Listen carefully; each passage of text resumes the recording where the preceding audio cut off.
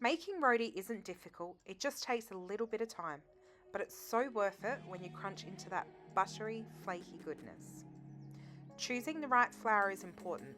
I recommend a good quality baker's flour. We use Wallaby brand. After resting your dough, you want to stretch it out to a tissue thin, large circle. It doesn't need to be perfect and holes are okay.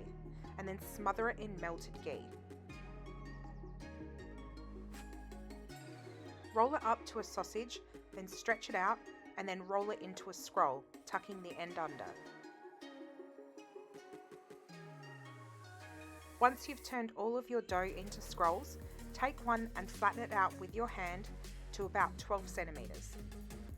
Pop it in a medium heat pan with a little bit of olive oil and cook until golden brown on both sides. And now my second favourite part, scrunching it up in a tea towel to separate all of those delicious flaky layers. And then my actual favourite bit, eating it.